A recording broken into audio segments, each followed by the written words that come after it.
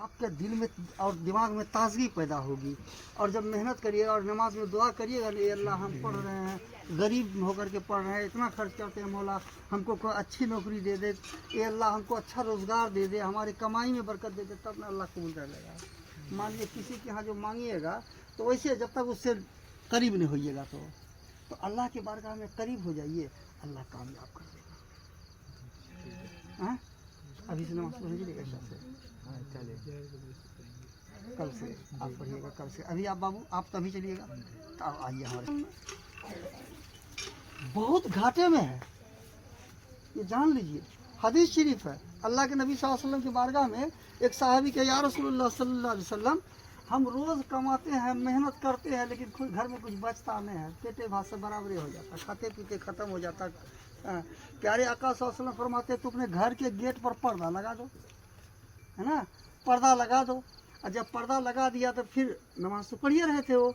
आप कुछ दिन के बाद कहते या रसूलुल्लाह वही कमाई है जो कमाते थे, जितना उतना ही कमाते हैं, लेकिन पहले बच नहीं रहा था, अब बचने लगा। लेकिन या रसूलुल्लाह आप तो खाली घर में पर्दा लगाने कहते, हम पर्दे लगा और तो कुछ नहीं किए हैं। तो प्यारे आका फरमाते अपने साहबी से कि सुनो, पहले जो घर में गेट में पर्दा नहीं था ना, तो बेनमाजी की नज़र पड़ती थी। अल्लाहु अकबर। बेनमाजी की नज़र पड़ती थी, जिसकी वजह से बरकत खत्म थी। कमाते थे सब चला जाता था, कमाते थे सब चला जाता था।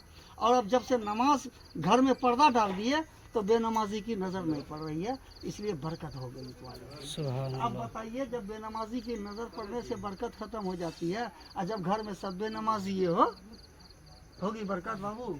हम लोग कमाते कमाते मर जाते हैं, फिर भी वही झोपड़ी के झोपड़ी, वही गरीब का गरीब, कुछ नहीं हो पाता। इसलिए घर में बरकत के लिए, खुशहाली के लिए, सुकून के लिए नमाज का पढ़ना ये ज़रूरी है ना। तो नमाज अपने लोग कायम कर लीजिए। अस्सलाम वालेकुम, और खैरियत से हैं आप? माशाअल्लाह माशाअल्लाह। नमाज की दावत देने हैं। देखिए हमारे मौलाना आजम साहब को देखिए, ये मधेपुरा से हम लोग चल करके आ रहे हैं। हाँ, अब ये देखिए अपने मोहल्ले के सारे नौजवान बच्चे सब ने, आप अपनी बात करिए, सब तो पढ़वे करेगा। हाँ, सब तो पढ़वे करेगा। हाँ, हम लोग जो मधेपुरा से चल करके आ रहे हैं तो क्या है के लिए। और ये बताइए, हम लोग नमाजी हो जाएंगे तो किसका फायदा होगा? अपने लोगों को ना बाबू जी। गांव समाज भी, अड़ोस पड़ोस भी, सबके घर लगता है बच्चा बड़ा नेक बच्चा है, नमाज पढ़ता है, अनेक गुल्ली डंडा खेलता है, गांजा भंग पीता खाता है।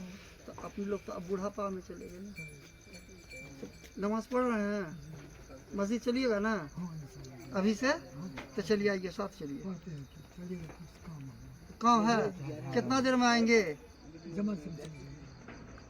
जमात में शामिल हो जाइएगा ना, तो इंशाअल्लाह। और है कोई बाबू उधर? चलिए ठीक, आओ बाबू आओ, चलिए चलिए चलिए।